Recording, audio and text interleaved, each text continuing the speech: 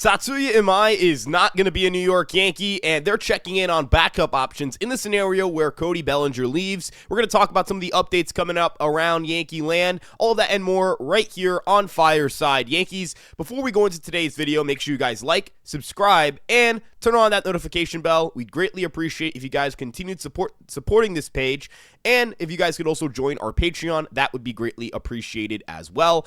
Free members are going to be able to still view all the posts and everything, but it'll be paid members who get to submit questions and help us do mailbags and things of that nature. Without further ado, let's just jump straight into today's video, and let's start with the news from Jack Curry on Hot Stove last night, which is that the New York Yankees are unlikely to sign right-handed starting pitcher Tatsuya Imai. The top Japanese free agent is someone the Yankees are not likely to sign. He mentioned he doesn't see that connection that there's been with other Japanese free agents that the Yankees have eyed before. He made comparisons to Yoshinobu Yamamoto, who the Yankees were very public, very adamant, very aggressive in trying to pursue. That is not the same vibe he's getting when it comes to Tatsuya Imai, who he believes the organization is lukewarm to. That this is someone who they are not dying to sign in any shape or form. And when you look at the market for Tatsuya Imai, there is not a lot of time for him to sign. We've talked about that, I think, on last night's live stream, where there just isn't a lot of time for him to sign. He's got to make a decision in the next 2 weeks, and it looks like teams like the Cubs are going to be in much better standing to sign him.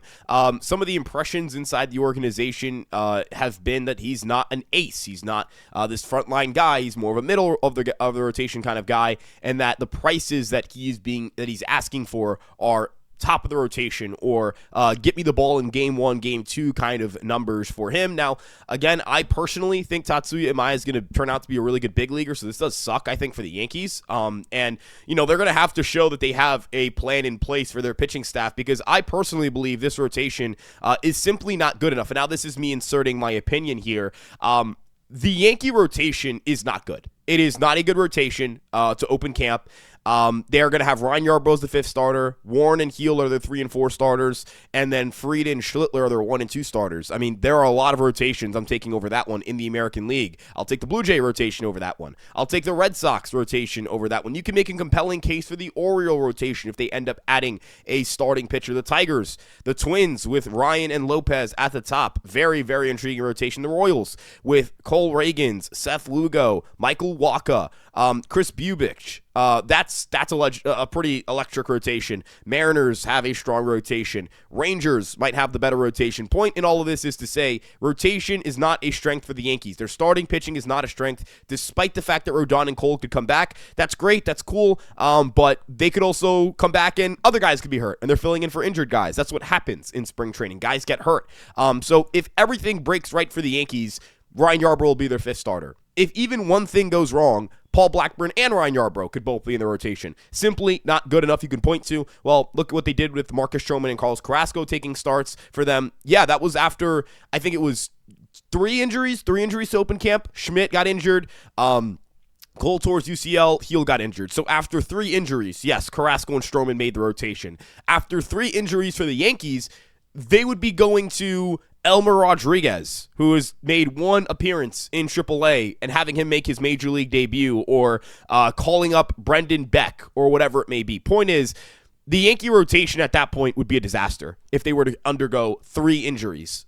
So they can't afford anything. And the ramp-up period is where injuries are most prevalent. So, again, I simply believe the New York Yankees need to add a starting pitcher. We'll see if they end up trading for a starting pitcher. Jack Curry mentioned that trading for a starting pitcher was more likely than them signing a starting pitcher. Based on his reporting, based on the stuff with Imai, that seems to be very much the case. So we'll see how the Yankees attempt to address the rotation, but they do need to make a real attempt to address that starting rotation. Now let's talk about the rumors with Austin Hayes, and we'll talk about some Cody Bellinger stuff as well from that Hot Stove segment. John Heyman this morning reporting that the New York Yankees have checked in on outfielder Austin Hayes. Now, Austin Hayes would be likely a platoon option with Jason Dominguez. This past season, he slashed .266, .315, .453 with a 105 OPS OPS plus. He had a 949 OPS against left-handed pitching in 2025. I meant to say 2025, and I typed out 2026, which is just great on my end. But when it comes to the New York Yankees and their roster, look, if Cody Bellinger is asking for a 6-year, $30 million AAV deal, which would be $180 million, I would sign Austin Hayes and just have him platoon with Jason Dominguez and take the gamble on Dominguez, take the gamble on Hayes that those two can produce in a platoon, a very strong offense, and help you in left field offensively. Defensively, you're taking a massive downgrade. That is the big hit to your roster, I think. But the Yankees should not, put themselves in a position where they're going to force and overpay for Cody Bellinger. One thing I want to point out here is what Jack Curry mentioned on Hot Stove, which is that the Yankees are not overly optimistic, but they're also not overly pessimistic when it comes to Bellinger. And they're going to, if they bring him back, it'll be on their own terms. They're not going to push the envelope and go, hey, here's a 6-year, $180 million deal like the one I kind of referenced earlier. Come back. They're going to kind of wait this thing out. They're more than willing to wait it out. And to be quite frank with you guys, that is the approach you should have. You should not hand out a bad contract simply to you should not hand out a bad contract simply to bring back a player who is not a superstar player.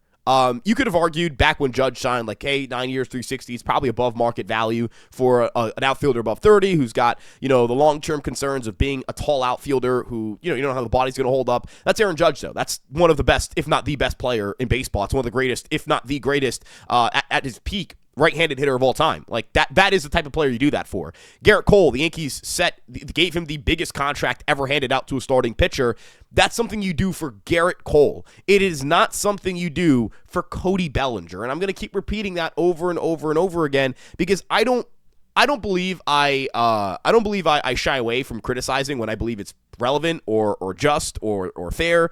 I believe I criticize, and I criticize when I think it's fair. And I think I try and criticize, where I think it's just, where I think the Yankees need to improve, where I think the Yankees as an organization need to do better in terms of improving the roster. I mean, I just, not even 3 minutes ago, told you that I think the rotation's not good. And if they think that rotation can hold up in April, they're delusional, and that rotation will be bad. And we will sit here and have to, I will sit here and tell you guys, I told you from the start. Not good enough. I'll tell you what I said about third base last year. Wasn't good enough. Embarrassing that they didn't check one of the boxes on their roster after losing Juan Soto. Displayed to Juan Soto that, to be quite frank with you, that he was right. That's what you're telling Juan Soto, right? Like, yeah, you should have left because we don't check our boxes here in New York or here in the Bronx. We care more about the payroll than we do about the product on the field. This is, again, to say that when it comes to Cody Bellinger, I am not going to sit here and give you that same spiel if the Yankees don't give him an albatross contract, because he is not an albatross contract kind of player. He's not the kind of player you pay above market value for. I think his market value should be 5 years, 140. I think that is where the Yankees should settle. I think that's what Bellinger hopefully signs for. And if the Yankees end up getting him on that deal, I'll be pretty happy. I think at the end of the day, if you're going to go beyond 5 years for an outfielder, go after Kyle Tucker. At that point, it's just money in years, and it's about 2 years, maybe 3 years at most. It's about $5 or $6 million a year, maybe 7 or 8. Again, all of this to say that the New York Yankees, with Cody Bellinger, I think their approach to Cody Bellinger is the right approach, which is we are not going to pay above market value for you. We will pay above market value for stars. You are not a superstar. You are a good player. And good players, look, if the Yankees bring back Cody Bellinger on that aforementioned 5/140, I'll be happy because they're getting a good player back. He's still productive for this team. He's a very good defensive outfielder. He's a pretty good offensive player. He's about 15 to 20% better than league average offensively over the last 3 years if you aggregate it out. And I think that the ballpark helps him a lot. So I think that it'll be a good fit for the Yankees if he comes back. But Austin Hayes, I think, is also a good fit for the Yankees. Last 2 years, top 10 in OPS against left-handed pitching at 941 among hitters with at least 150 plate appearances. He's a solid enough defensive outfielder where I think he can play left field, and I think he'll be fine. He's not going to be as good as Bellinger was out there, and that is where you're going to feel the absence of Bellinger. It'll be defensively. There are going to be plays that are not made because you do not have Cody Bellinger out there, and that is going to suck. And that's going to suck even more if Grisham's defense continues to go down the negative direction it's gone over the last 3 years. So defense suddenly becomes a concern in the outfield more than I would have imagined or more than I would like it to be, given, the way that outfield defense kind of works with the Yankee pitching staff. Not a lot of ground ball guys on that staff. The other thing I'd like to point out in regard to the Hayes rumor is that I don't think he's going to cost much. I would be stunned if he got like a 2-year, $20 million contract. If he gets that, good for him. I think the contract Rob Refsnyder got was one for $6 million. I expect Hayes to get one for like $5 million. And I would sign him to that deal. I'll sign that deal tomorrow if it was available, even if I was bringing back Bellinger, because I think you need that 10th position player on your roster who can start. Now, Hayes is not someone who you want starting every day, but in a scenario where, and this is a likely scenario, in a scenario where Giancarlo Stanton goes down with injury, you can play Austin Hayes and have another right-handed hitter in there, put him in left field, put Judge at DH or Jason in right field, whatever you got to do to make that kind of fit work. You can do that. At the end of the day, again, the Yankees are going to be exploring options. I'm not going to read into this too much as they've given up on Bellinger. As Jack Curry noted, they're still interested. These sides are talking. They're going to try and figure out an agreement. The Yankees would like Bellinger back. They believe he's a good player. This, that, and the third. So I simply do not believe that the New York Yankees should be doing something stupid for Cody Bellinger. I think that they should be, they should be, I guess for lack of better terms, they should be opportunistic in this market. There could be a lot of players who are going to sign shorter deals than expected, and I hope the Yankees stay at least flexible enough to jump back into that market if it opens up. Like, I'll say this, like if Ranger Suarez or Framber Valdez is willing to sign this like 3-year deal laden with opt-outs, you should jump in that market because those players are good players and they will make you and your rotation a lot better for 2026. If Kyle Tucker signs one of those deals, you need to be in that market.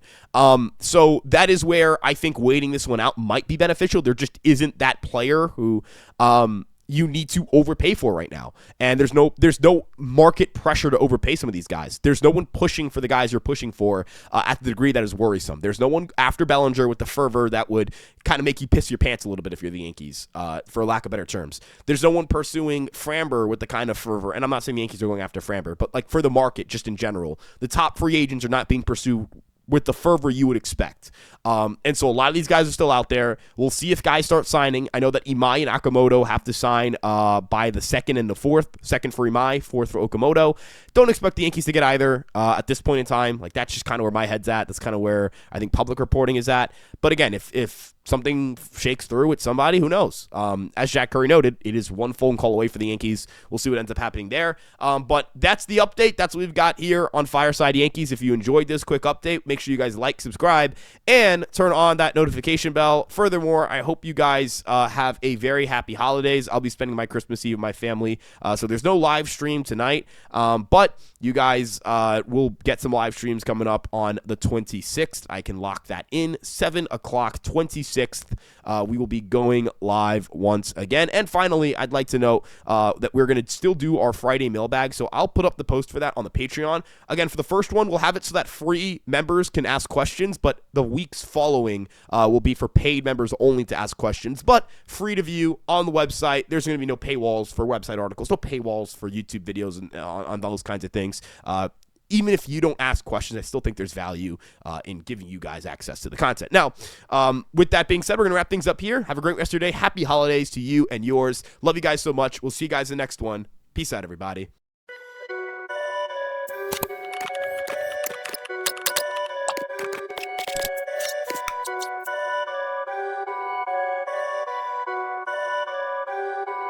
Perfect.